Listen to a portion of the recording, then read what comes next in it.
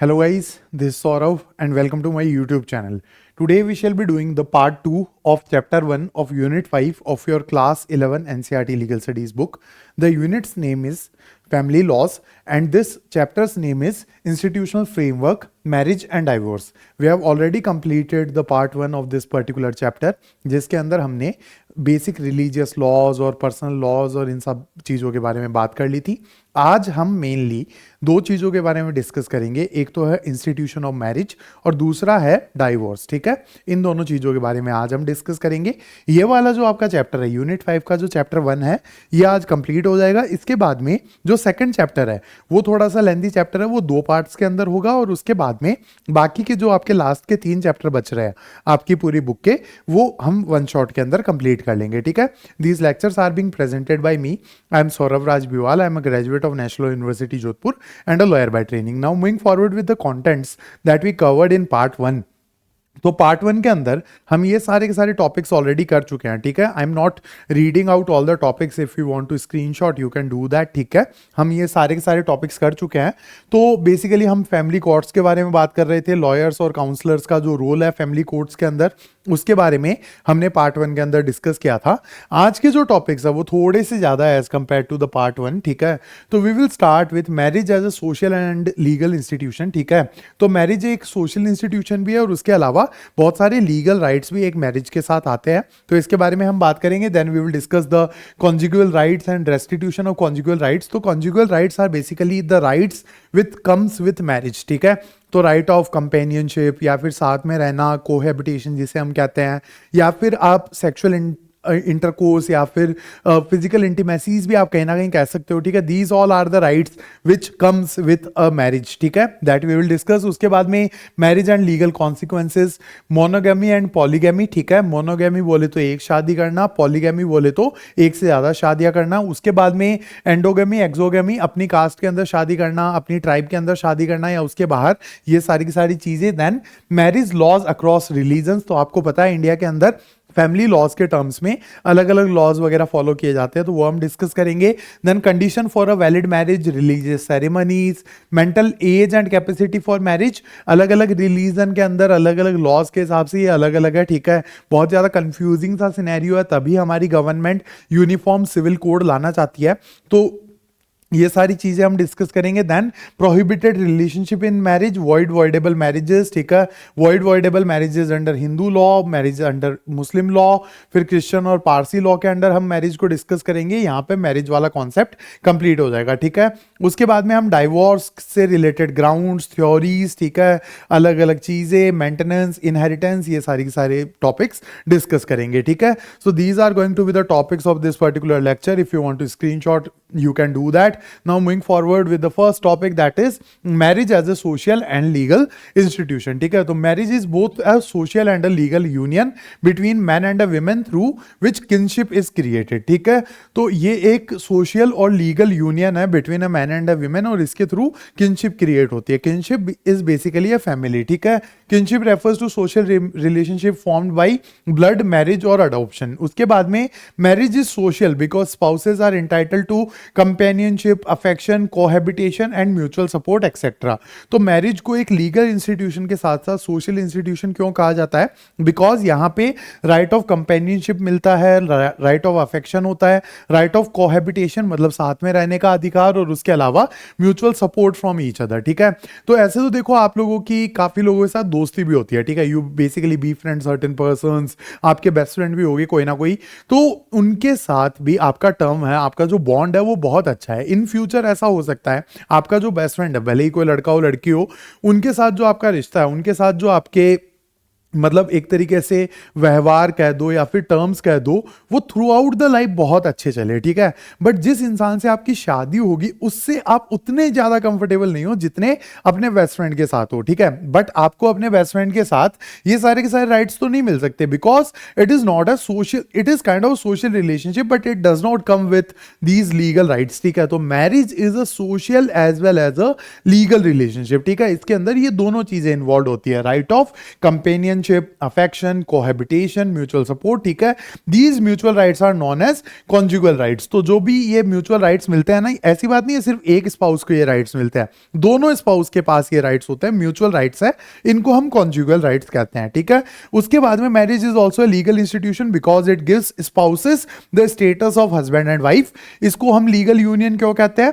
क्योंकि देखो, एक तो हस्बैंड एंड वाइफ का स्टेटस मिल जाता है मैरिज के बाद में, उसके बाद में लेजिटिमेसी टू चिल्ड्रन ये कन्फर हो जाती है, उसके बाद में right of maintenance, inheritance is also recognized by law. तो यहां पे देखो, marriage is a legal institution, ये वाला जो पिंक कलर के फॉन्ट के अंदर लिखा हुआ है, इसको हम डिकोड करने की कोशिश करते हैं। सबसे पहले एक लेजिटिमेसी मिलती है रिश्ते को, the women is known as wife and the man is known as husband. उसके बाद में अगर इनके कोई बच्चे होते हैं तो उनको एक लेजिटिमेट चाइल्ड माना जाता है इनका। उसके अलावा राइट ऑफ मेंटेनेंस, अगर मान लो कि कोई साथ में नहीं रह रहे या फिर कोई एक स्पाउस कमाता नहीं है तो दूसरा स्पाउस उसको एक तरीके से फाइनेंशियली फंड करेगा। एंड उसके अलावा इनहेरिटेंस, मतलब अगर किसी की डेथ हो गई तो wife will get the property of the husband, या फिर वाइफ की डेथ हो जाती है तो वाइफ की जो भी प्रॉपर्टी है वो हस्बैंड को मिलेगी। ये सारे राइट्स भी लॉ इनको प्रोवाइड करवाता है, हस्बैंड एंड वाइफ को, ठीक है। So this is marriage as a social and legal institution. Now moving forward with the conjugal rights and restitution. तो देखो, conjugal rights are the rights which are attached to marriage, ठीक है। जैसे right of cohabitation, मतलब साथ में रहना, right of companionship, कहीं ना कहीं right of physical intimacy as well, ठीक है, if there is consent, otherwise तो नो। उसके बाद में देखो, marriage grounds spouses the right to live together and enjoy each other's companionship. If one spouses withdraws from society of the other without reasonable cause, the aggrieved spouse may approach the court. तो देखो, अगर किसी एक spouse ने बिना कोई reason दिए ये सारे के सारे राइट्स है वो विड्रॉ कर लिए, मतलब मान लो हस्बैंड है वो अपनी वाइफ से दूर रहने लग गया या फिर बात करना बंद कर दिया, या फिर वाइफ है वो अपने हस्बैंड से दूर रहने लग गई या बात करना बंद कर दिया, तो जो भी एग्रीव्ड पार्टी है, जो भी पार्टी नुकसान के अंदर है, वो कोर्ट को अप्रोच कर सकती है for the restitution of conjugal right. Restitution का मतलब क्या होता है कि जो भी कॉन्जुगल राइट्स है, कॉन्जुगल राइट्स का मतलब राइट्स अटैच्ड विद मैरिज, वो हमें वापस दिलाओ, इसके लिए वो कोर्ट को अप्रोच कर सकते हैं, ठीक है। इन सच केसेस द कोर्ट में order restitution of conjugal rights, directing the accused spouse to return to the matrimonial home। तो यहां पे देखो, कोर्ट क्या करेगा, जो भी अक्यूज्ड स्पाउस है जिसने भी कॉन्जुगल राइट्स को ब्रीच किया है उसको डायरेक्ट करेगा to return to their matrimonial home, और अपनी जो शादी है और उससे रिलेटेड जो भी राइट्स और प्रिविलेजेस है या फिर जो भी जिम्मेदारियां है उनको निभाना चालू करो और अपने पार्टनर के साथ रहना चालू करो, ठीक है।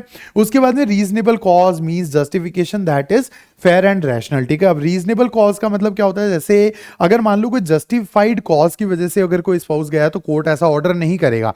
लेकिन अगर कोई रीजनेबल कॉज ही नहीं है, जैसे मान लो कि दो हस्बैंड एंड वाइफ है जिसकी एक छोटी सी लड़ाई हुई है, ठीक है, छोटी मोटी तकरार हुई कि मान लो वाइफ ने खाना अच्छा नहीं बनाया और हस्बैंड ने थोड़ा बहुत ऐसे बोल दिया कि भाई आपने खाना अच्छा नहीं बनाया, और उसके बाद में वो अपना बैग पैक करके अपने मम्मी के घर चली गई और है ना, मतलब अपने हस्बैंड से बात नहीं कर रही है, बहुत ज्यादा नाराज हो गई, it is not a reasonable cause.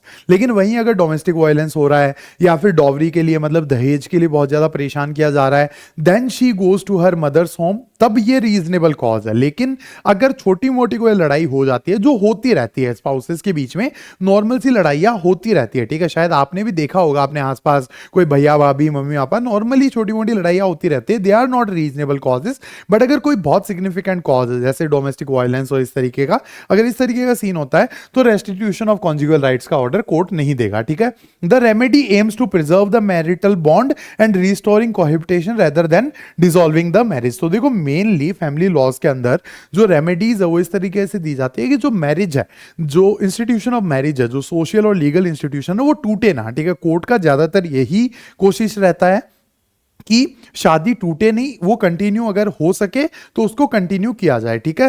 So these are conjugal rights and restitution. Now moving forward with the next thing that is marriage and legal consequences, ठीक है। तो मैरिज और उसके साथ साथ आए हुए लीगल कॉन्सिक्वेंसेज के बारे में हम बात करते हैं। तो it creates several legal consequences and continue as long as the marriage subsist, ठीक है। तो देखो, बहुत सारे लीगल कॉन्सिक्वेंसेज भी आते हैं मैरिज के साथ और ये तब तक चलते हैं जब तक वो मैरिज सबसिस्ट करेगी। तो मैरिज कब तक सबसिस्ट करती है, या तो देखो किसी एक स्पाउस की डेथ हो जाए, ठीक है, जो नेचुरली होता है। मैरिजेस जनरली इंडिया में तो ऐसे ही एंड होती है, जैसे suppose that A and B are married, now A is the husband, B is wife, B dies after 40 years of marriage, ठीक है। ये दोनों 30 साल के थे जब इनकी शादी हुई, जब ये 70 साल के हो गए तो वाइफ की डेथ हो गई, तो मैरिज अपने आप खत्म हो गई, या फिर ऐसे हो सकता है कि डाइवोर्स की वजह से मैरिज खत्म हो जाए, ठीक है। तो मैरिज जब तक चलेगी तब तक ये जितने भी लीगल कॉन्सिक्वेंसेज है वो चलते रहेंगे, ठीक है। It establishes marital status of the parties, legitimizes children born after the marriage and creates mutual obligation of mutual maintenance and inheritance, ठीक है। तो देखो कौन कौन से लीगल कॉन्सिक्वेंसेज आते हैं मैरिज के साथ, यहां पे लिखे हुए हैं। सबसे पहले तो मैरिटल स्टेटस। मैरिटल स्टेटस का मतलब क्या होता है, मैन के लिए तो जो स्टेटस है दैट इज ऑफ हस्बैंड, और फीमेल के लिए जो स्टेटस है दैट इज ऑफ वाइफ। उसके बाद में चिल्ड्रन जो है उनको लेजिटिमेसी मिलती है। जो भी चिल्ड्रन मैरिज के बाद में बॉर्न हुए they are being termed as legitimate son और daughter of that particular couple. उसके बाद में म्यूचुअल ऑब्लिगेशंस भी होते हैं, जैसे मेंटेन करना एक दूसरे को, एज इन फाइनेंशियली हो गया, इमोशनली हो गया, ठीक है। और इनहेरिटेंस, अगर किसी की डेथ हो गई तो they will inherit their properties, ठीक है। उसके बाद में these legal effects apply regardless of emotional compatibility. तो अगर मान लो किसी की शादी हो गई है, if a legally wedded couple is there, और उनकी जो इमोशनल कंपेटेबिलिटी है वो इतनी अच्छी नहीं है, जैसा कई बार हो जाता है, ठीक है, कि शादी हो गई दो लोगों की, अब वो दोनों आपस में लड़ते रहते हैं, लीगल कंपेटेबिलिटी मतलब इमोशनल कंपेटेबिलिटी नहीं है, ठीक है, एक दूसरे के साथ गो थ्रू इतना अच्छे से नहीं कर पाते, इस तरीके का सिनेरियो हो सकता है। बट ये सारे के सारे राइट्स और ऑब्लिगेशंस जो है ना वो जब तक शादी रहेगी तब तक चलेंगे। भले ही डाइवोर्स ले लो वो अलग चीज है, लेकिन अगर डाइवोर्स नहीं लिया तो वो शादी के जो भी ऑब्लिगेशंस है वो आपको निभाने पड़ेंगे, ठीक है। उसके बाद में marriage also regulates rights over joint property and imposes duty of support. तो जो भी जॉइंट प्रॉपर्टी हस्बैंड और वाइफ की उनके राइट्स होते हैं एक दूसरे के, ठीक है, एक दूसरे की जॉइंट प्रॉपर्टीज के ऊपर, और उसके अलावा एक दूसरे को सपोर्ट करने की ड्यूटी भी होती है। दस marriage is not merely a personal relationship but a legally recognized institution governed by statutory and personal law। तो ये सिर्फ एक पर्सनल रिलेशनशिप नहीं है, ये एक लीगली रिकॉग्नाइज इंस्टीट्यूशन है जिसको स्टैट्यूटरी लॉज और पर्सनल लॉज के साथ गवर्न किया जाता है, ठीक है। I guess you have understood this properly. Now moving forward with monogamy and polygamy, ठीक है। तो most marriage systems are based on monogamy. Monogamy का मतलब होता है एक शादी करना, ठीक है, meaning one man and one women are married at a time, ठीक है, this is monogamy. However some societies permit polygamy where a person may have multiple spouses. कुछ सोसाइटीज ऐसी है जो पॉलीगेमी को परमिट करती है, जहां पे एक इंसान की मल्टीपल वाइफ्स या फिर एक फीमेल के मल्टीपल हस्बैंड्स हो सकते हैं। Some societies permit this particular thing. Polygamy involving multiple wives historically helped increase population and ensure care for women when men were fewer। तो देखो पुराने जमाने में जब ये वॉर्स वगैरह होते थे और ये सारी चीजें चलती थी ना, जब डेमोक्रेसीज वगैरह नहीं थी, तो क्या होता था कि मान लो कि किसी एक पर्टिकुलर एरिया के ऊपर कोई बहुत बड़ा अटैक होता है। अब उस अटैक के अंदर लड़ाई करने कौन जाएगा, मेनली मैन ही जाया करते थे। अब उनके ऊपर अटैक हुआ और उस सोसाइटी के अंदर बहुत सारे मेल्स है वो मारे गए, ठीक है, they just lost their lives in a war. तो अब वहां पे मेल्स की कमी हो गई, तो अब वहां पे जो फीमेल्स है उनकी शादियां किससे करी जाए, तो इस वजह से भी ये प्रैक्टिसेस चलने लग गई, ठीक है। पुराने टाइम पे ये प्रैक्टिसेस काफी कॉमन होने लग गई थी due to these kind of reasons. Polyandry involving multiple husbands is associated with scarcity of women due to poverty और फीमेल इन्फेंटिसाइड, ठीक है। और अब इसका एक ऑपोजिट वर्ड है पॉलीएंड्री। यहाँ पे क्या होता है, multiple husbands of a single women. ये क्यों होता था, due to scarcity of women और या फिर ड्यू टू पुअर्टी या फिर female infanticide. These marriage forms developed in response to social and economic needs. तो ये सारे के सारे मैरिज फॉर्म्स जो है मोनोगैमी और पॉलीगैमी, ये कैसे डेवलप हुए, या तो इकोनॉमिक नीड्स की वजह से या सोशल नीड्स की वजह से। भले ही कोई वॉर हो गया, पॉवर्टी है, या फिर फीमेल इन्फेंटिसाइड हो गया, या फिर कोई महामारी फैल गई फीमेल्स के अंदर जिसकी वजह से वुमेन की बहुत ज्यादा कमी हो गई, that's why polyandry was required because women was very less. या फिर कोई वॉर हो गया जिसके अंदर मैन बहुत ज्यादा मर गए, तो हो सकता है कि वुमेन ज्यादा हो गई, मैन कम थे, तो ये पॉपुलेशन को वापस इंक्रीज करने के लिए एक इंसान के मल्टीपल वाइफ्स की जरूरत पड़ने लगे, ठीक है। So these kind of scenarios are there. Now moving forward with the next thing that is endogamy and exogamy. ये दोनों वर्ड है वो लगभग ऐसे देखो सेम से लगता है. That is very thin line of difference between these two particular terms, but we will try to decode. तो marriage rule often regulate whom a person may marry. ठीक है. Endogamy requires individuals to marry within their own social group such as caste, class, religion, ethnicity और village. ठीक है. तो endogamy का मतलब क्या होता है कि कोई इंसान है, जैसे मान लो a person belongs to Brahmin community, then he will marry to a girl of Brahmin community only. ठीक है. This is endogamy. उसके बाद में exogamy requires marriage outside a particular group, usually within close kinship और डिसेंट ग्रुप्स. तो देखो Hinduism की अगर हम बात करें तो हिंदुइज्म में एंडोगैमी और एक्सोगैमी दोनों फॉलो किए जाते हैं. ठीक है. अब जैसे एंडोगैमी का मतलब क्या हुआ कि हिंदुइज्म में एक जनरल प्रैक्टिस है कि आप जिस कास्ट से बिलोंग करते हो आप उसी कास्ट के अंदर शादी करते हो. पर एक चीज है कि ये देखो यहां पे एक फैमिली ट्री सा बना हुआ है. ठीक है. इस इमेज की तरफ आप ध्यान से देखो तो क्या होता है कि कुछ गोत्र टाले जाते हैं. ठीक है. जैसे मम्मी का जो गोत्र है, दादी का जो गोत्र है, ठीक है, उनको टाला जाता है. उन गोत्र के अंदर शादी नहीं करवाई जाती है. ठीक है. तो यहां पे देखो एंडोगैमी मतलब a person will marry with in his cast, community या फिर एथनिसिटी या रिलीजन, ये तो एंडोगैमी हो गया. एक्सोगैमी के अंदर क्या होता है कि पर्टिकुलर किनशिप या डिसेंट ग्रुप्स को टाला जाता है, पर्टिकुलर गोत्र टाले जाते हैं. ठीक है. जैसे the community, I am a born Hindu. ठीक है. और मेरे फैमिली के अंदर ये प्रैक्टिस है, या फिर I belong to a small district of Rajasthan, और राजस्थान के अंदर हिंदू कम्युनिटीज के अंदर ये एक जनरल प्रैक्टिस है कि 7 गोत्र टाले जाते हैं. अब वो किस तरीके से टालते हैं ये मेरे को आइडिया नहीं है. ठीक है. अब यही है कि I am like 26-27 years of age, और अब शादी की बातें तो घर पे चलने लगी जाती है. अब मम्मी पापा इस तरीके की बातें करते रहते हैं, तो ऐसे कुछ इतना समझ में तो नहीं आता क्या चल रहा है क्या नहीं चल रहा. बट हाँ, ये जरूर आइडिया है कि हाँ भाई कुछ गोत्र जरूर टाल रहे हैं. ठीक है. कि दादी का गोत्र ये था, नानी का गोत्र ये था, मम्मी का गोत्र ये था. ठीक है. तो you have to separate from that and find a girl who does not belong to this particular thing. तो ये तो है एक्सोगैमी. और एंडोगैमी का मतलब क्या होता है कि अपने पर्टिकुलर सोशल ग्रुप के अंदर ही शादी होगी. तो हिंदुइज्म के अंदर ये दोनों चीजें फॉलो करी जाती है. Exogamy prevents marriage among close relatives bye maintaining social distance. ठीक है. तो एक्सोगैमी से क्या होता है, क्लोज रिलेटिव से शादियां नहीं होती. उसके बाद में violation of exogamous rules attracts strong social disapproval. These rules help regulate social organization and maintain group boundaries in the society. I guess ये समझ में आ गया होगा आपको. Now moving forward with some marketing. I am also doing CLAT videos. ठीक है. I have told you enough number of times I should have come up with some new marketing ideas, but नहीं आते यार इतने ideas. ठीक है. whatever it is, I can just let you know I will be creating 3, 4, 5 videos of current affairs every month, जिसके अंदर सारे topics लगभग cover हो जाएंगे. current affairs का देखो कोई अंत ही नहीं होता. everything under the sun is current affairs. ठीक है. but I will try to cover most of the topics. उसके अलावा पिछले साल मैंने law of torts, contracts, crime और constitution के videos बना दिए थे. इस साल भी मैं इन सारे लीगल रीजनिंग के टॉपिक्स के, मिसलेनियस लॉज के, और थोड़े बहुत शायद वो क्लिकबेट्स करने पड़ेंगे क्लैट को चमकाने के लिए. कई लोग ऐसे करते हैं ना. मतलब I have seen a lot of people doing these kind of things कि भाई क्लैट में 30 दिन बचे हैं, 15 दिन बचे हैं, 10 दिन बचे हैं, 5 दिन बचे हैं. ठीक है. और ये चालू कर देते हैं फ्रॉम लाइक 150 डेज. 150 डेज के बाद में 120 डेज का वीडियो डालेंगे. Then they will be like 100 days. ठीक है. उसके 10 दिन बाद में 90 डेज, उसके बाद में 15 दिन बाद में 75 डेज, उसके 15 दिन बाद में 60 डेज. ठीक है. तो they keep on doing that and I am like कि भाई यार पढ़ा लो बच्चों को, क्या कर रहे हो ये. ठीक है. एंड एक जगह तो मेरा ऐसे मन भी कर रहा था कि भाई कमेंट करूंगी यार आप एंड तक करो ये. ठीक है. मजा आ रहा है. You are doing it very well. ठीक है. टिल द लास्ट टाइम, जब तक एग्जाम में ऐसे 15 मिनट ना बचे ना तब तक स्ट्रैटेजी बताओ.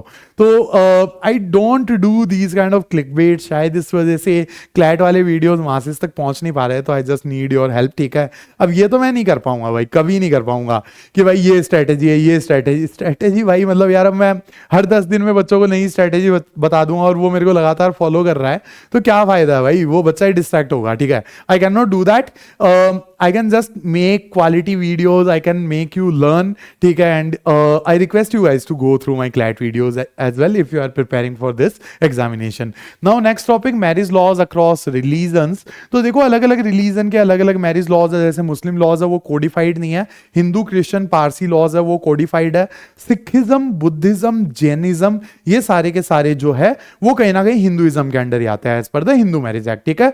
तो मैरिज लॉज अक्रॉस रिलीजन की अगर हम बात करें तो different religious communities in India are governed by different marriage laws. Hindu marriages are regulated by Hindu Marriage Act of 1955. Christian marriage को गवर्न किया जाता है क्रिश्चियन मैरिज एक्ट ऑफ 1872 के द्वारा। उसके बाद में पारसी मैरिजेस जो है they are governed by Parsi Marriage and Divorce Act of 1936. Muslim marriages are not governed by codified statute, they are regulated by religious texts. ठीक है, जो भी होली कुरान और शरीयत लॉज है उनके अंडर मुस्लिम मैरिजेस को रेगुलेट किया जाता है। These distinct laws reflect India's plural legal system in personal and family matters. ठीक है, तो ये सारे के सारे जो distinct laws है ये इंडिया का एक प्लूरल लीगल सिस्टम, बेसिकली वो लीगल सिस्टम जो सेक्युलरिज्म तो है कहीं ना कहीं, लेकिन हमें अलग अलग रिलीजियस कम्युनिटीज को भी हमारे देश के अंदर अकोमोडेट करना है, इस वजह से हमें अलग अलग पर्सनल लॉज रखने पड़ते हैं। ठीक है, now moving forward with the next topic that is conditions for a valid marriage. तो वैलिड मैरिज की कंडीशंस क्या क्या है वो हम देख लेते हैं।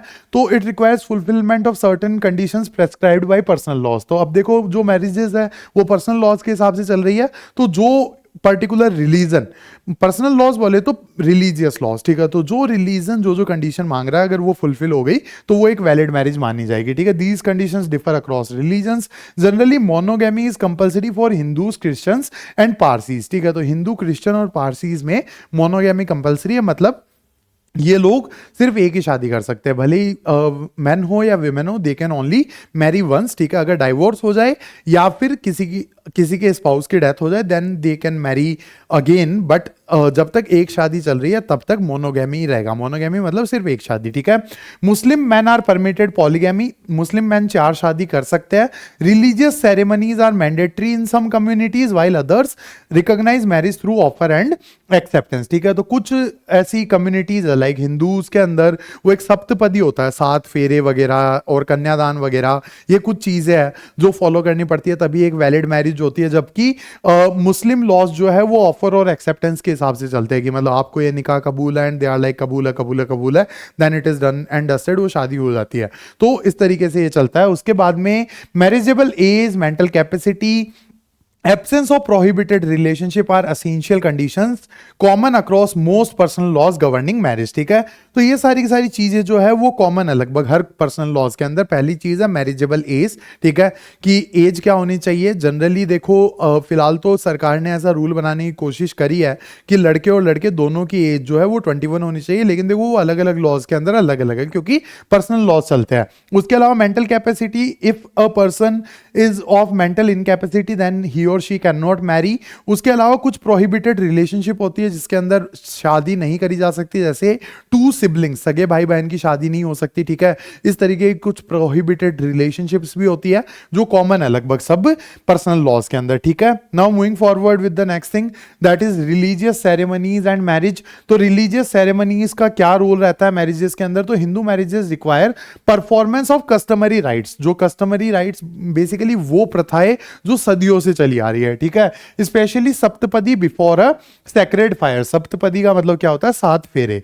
सिख मैरिजेस आर सोलमनाइज्ड थ्रू अखंड आनंद करज सेरेमनी इन्वॉल्विंग 4 हिम्स। ठीक है, तो एक कोई आनंद करज सेरेमनी होती है सिख मैरिजेस के अंदर। I am not at all aware about this particular thing. ठीक है, I haven't attended a Sikh marriage as far as I can say about my life. ठीक है, मैंने कोई सिख मैरिज अटेंड नहीं करी है। ठीक है, तो एक आनंद करज नाम की सेरेमनी होती है।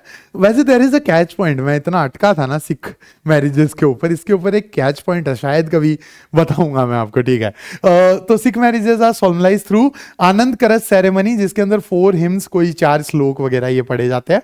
पारसी मैरिजेस रिक्वायर द आशीर्वाद सेरेमनी वेयर स्पाउसेस वो फिडेलिटी। ठीक है, तो यहाँ पे एक आशीर्वाद सेरेमनी होती है जिसके अंदर ये कोई प्रण या इस तरीके की चीज लेते हैं। ठीक है, Christian marriages must be solemnized by authorized religious persons who issue marriage certificates. ठीक है, तो जो रिलीजियस पर्संस होते हैं इनके जो एक तरीके से ये फादर वगैरह कहते हैं या क्या कहते हैं चर्चेस के अंदर, उनके थ्रू कोई सर्टिफिकेट्स वगैरह मिलते हैं। Muslim marriages do not require religious ceremonies but depend on offer and acceptance. It is like that, वो कबूल है कबूल है कबूल है वाला मामला। ठीक है, अब इस स्लाइड के अंदर शायद मैं आपको थोड़ा अनकंफर्टेबल लगा बनाऊंगा just because of the fact कि भाई मैं कोई पंडित तो हूँ नहीं, ठीक है।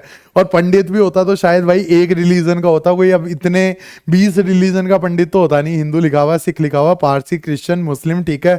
तो इतनी चीज़ों का आइडिया नहीं होता है, ठीक है। I have just read and I have just taught you. तो what you are required to do is कि यार एक तो स्क्रीनशॉट ले लेना इसका और रट लेना ये चीज़ें, ठीक है। थोड़ी सी डिफिकल्ट है बट हाँ, it is what it is, we have to grasp them, ठीक है। Failure to follow prescribed ceremonies may render a marriage invalid, ठीक है। अगर ये सारे के सारे सेरेमनीज फॉलो नहीं किए तो किसी मैरिज को इनवैलिड बोला जा सकता है, ठीक है। Now moving forward with the next thing that is age and mental capacity for marriage. तो different religion prescribe different ages, ठीक है।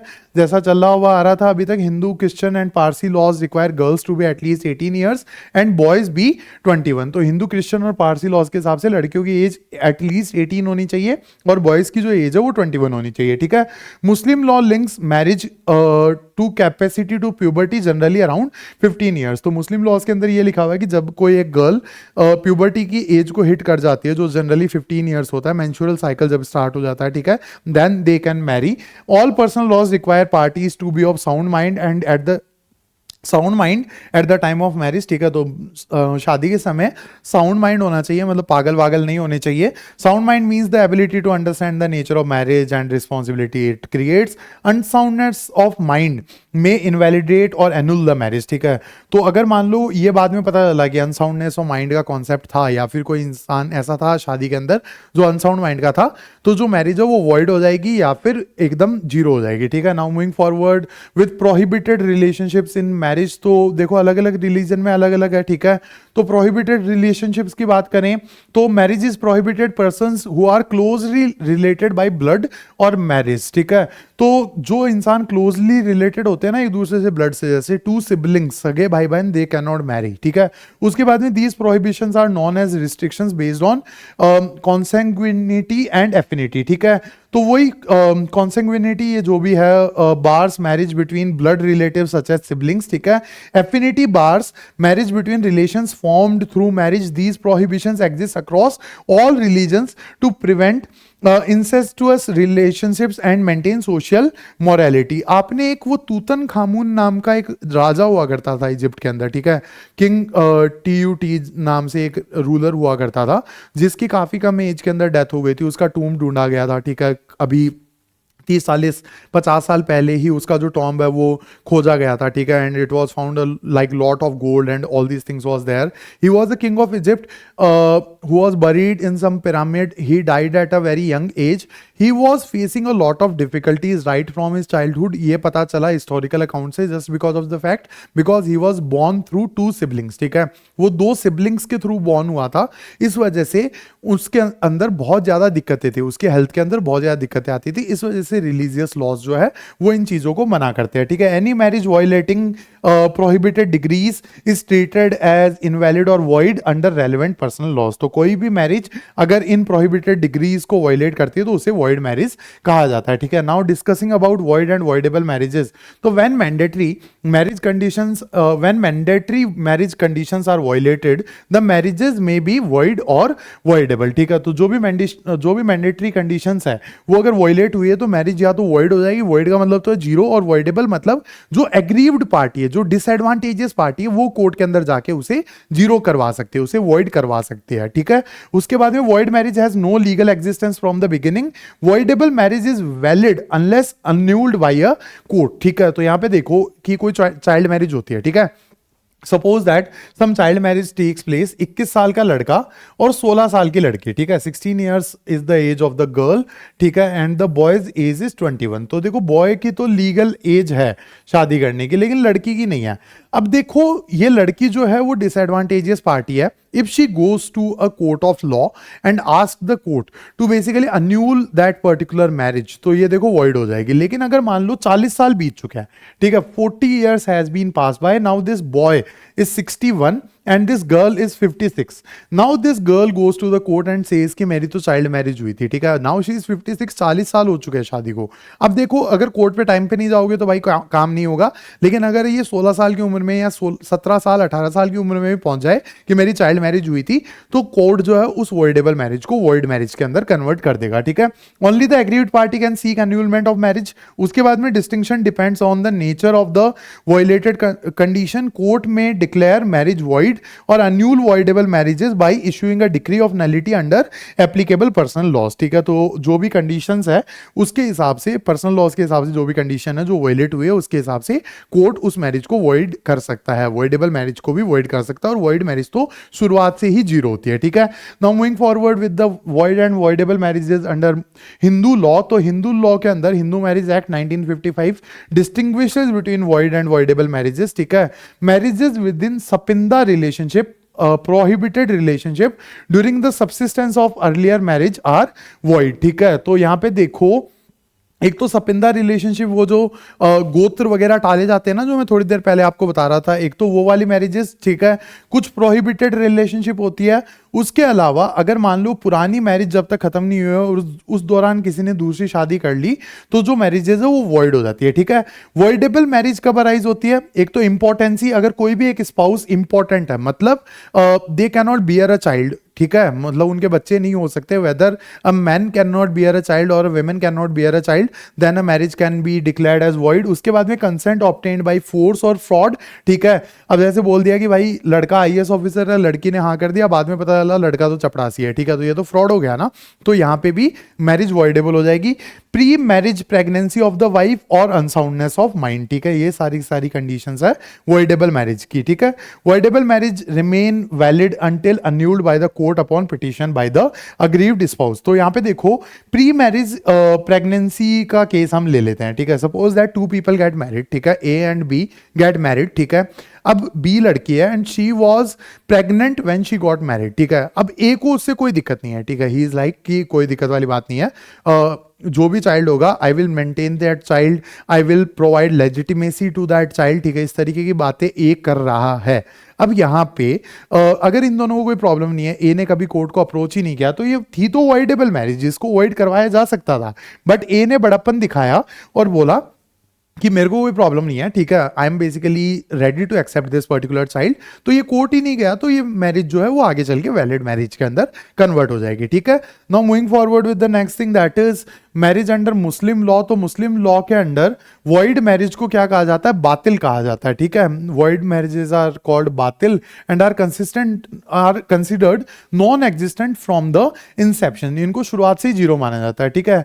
It does not recognise voidable marriages but it recognises irregular marriages, ठीक है. फसीद कहा जाता है irregular marriages को, और वॉइडेबल मैरिज को मुस्लिम लॉ रिकॉग्नाइज नहीं करता, ठीक है. Irregular marriages become valid if defects are cured. तो इररेगुलर मैरिजेस कौन सी होती है? जिनके अंदर कोई ना कोई लीगल डिफेक्ट होता है. अगर उस डिफेक्ट को सही कर दिया गया तो वो जो मैरिज है वो एकदम लीगली साउंड मैरिज बन जाती है, ठीक है.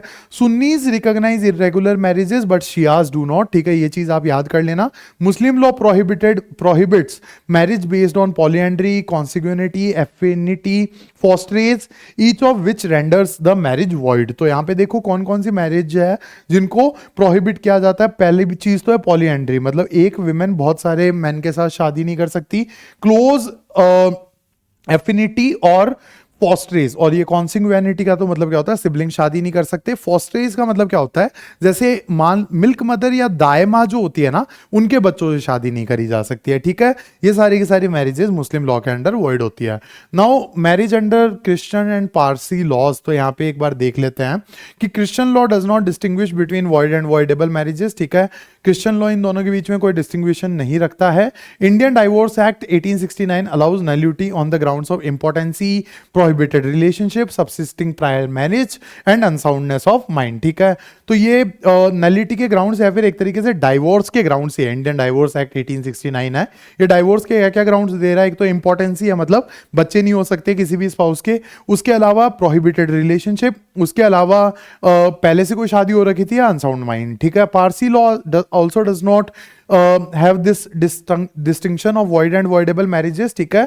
Under the Parsi Marriage and Divorce Act, marriage may be declared null only when consummation is impossible due to natural causes. ठीक है, तो अगर कोई भी मैरिज है जिसको कंटिन्यू नहीं किया जा सकता, या फिर कोई और ऐसे कॉजेज आ गए जिनकी वजह से मैरिज कंटिन्यू नहीं करी जा सकती, या फिर जो कॉन्जुगल राइट्स है वो एक दूसरे को नहीं मिल पा रहे हैं, तो पारसी मैरिज एक्ट जो है, मैरिज एंड डाइवोर्स एक्ट जो है, वो डाइवोर्स अलाउ कर देता है। ठीक है, now moving forward with the concept and purpose of divorce. अब डाइवोर्स एज अ कॉन्सेप्ट हम समझ लेते हैं। तो divorce refers to the legal termination of marriage. किसी भी मैरिज का लीगल टर्मिनेशन है उसको डाइवोर्स कहते हैं। It ends the matrimonial bond and dissolves the status of husband and wife. तो जो भी मैट्रिमोनियल बॉन्ड है, शादी का जो रिश्ता है, वो खत्म हो जाता है, और हस्बैंड और वाइफ का जो एक तरीके से डेजिग्नेशन मिला हुआ होता है वो भी खत्म हो जाता है। ठीक है, although marriage is socially valued, continuation is not always possible. ठीक है, तो वैसे तो मैरिज एक बहुत बढ़िया सोशल इंस्टीट्यूशन है, लेकिन कई बार ऐसा होता है कि उस मैरिज को कंटिन्यू नहीं किया जा सकता। ठीक है, situation such as cruelty, adultery, desertion destroy the foundation of marriage. तो कई ऐसी सिचुएशन आ जाती है जैसे क्रुएलिटी जिसके अंदर डोमेस्टिक वायलेंस हो गया, या फिर अडल्ट्री मतलब चीटिंग ऑन देयर स्पाउसेस। ठीक है, या फिर डेजर्शन मतलब बातचीत ही नहीं कर रहे हो, या फिर उनके साथ ही नहीं रहते हो, तो इसकी वजह से जो मैरिज की फाउंडेशन है वो कहीं ना कहीं डिस्ट्रॉय होती है। ठीक है, divorce allows the parties to formally end the relationship which has already broken down in substance even if it continues legally. तो डाइवोर्स बेसिकली ये अलाउ करता है कि अगर कोई शादी है जो नहीं कंटिन्यू कर पा रही है दोनों पार्टीज, तो उसको लीगली भी एंड करो। ठीक है, खत्म करो जो भी है, मतलब जो था अच्छा था, बट एक बार के लिए इसको खत्म करना ही सही है। अब इसके अंदर एक थ्योरी थी पहले जो डेवलप करी गई थी, जिसको गिल्ट एंड फॉल्ट थ्योरी कहते हैं।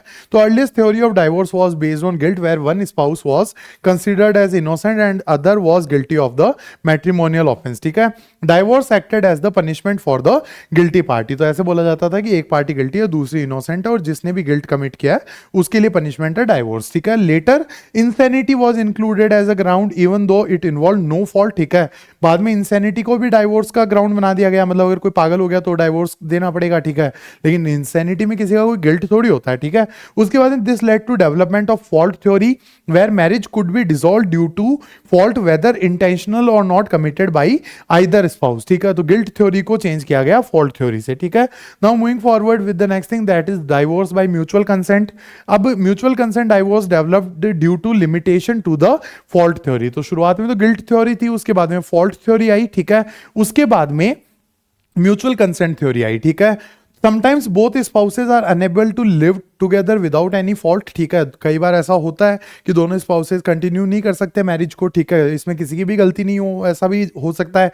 Mutual consent divorce allows dissolution by agreement of both parties but only through a court decree. ठीक है, यहाँ पे क्या होगा, कोर्ट से आपको डिक्री लेनी पड़ेगी तभी यह डाइवोर्स हो पाएगा। Under Hindu law spouses must live separately for 1 year following a cooling of period. ठीक है, तो दोनों स्पाउसेज 1 साल के लिए अलग रहो, उसी के बाद में हिंदू लॉ के अंडर डाइवोर्स मिल सकता है। ठीक है, कोर्ट में waive this period as held in Amardeep Singh versus Harveen Kaur. अगर दोनों पार्टी साइन करके देगी हमें तो फटाफट डाइवोर्स चाहिए, कोई चांस नहीं है रिकंसिलिएशन का, तो इस पीरियड को वेव ऑफ भी किया जा सकता है। ठीक है, now moving forward with the next thing that is the irreversible breakdown of marriage. तो इररिवर्टिबल ब्रेकडाउन ऑफ मैरिज की भी एक थ्योरी है which states that if marriage has broken down beyond repair it should be dissolved irrespective of the fault. ठीक है, तो कई बार ऐसे हो गया ना कि मतलब मान लो किसी ने बहुत बुरी तरीके से चीट कर दिया किसी के ऊपर, या फिर ऐसी कोई और चीज आ गई कि मैरिज जो है अब उसको वापस कंटिन्यू नहीं किया जा सकता, तो उसको खत्म करना ही बेहतर रहेगा। ठीक है, दिस थ्योरी इमर्ज बिकॉज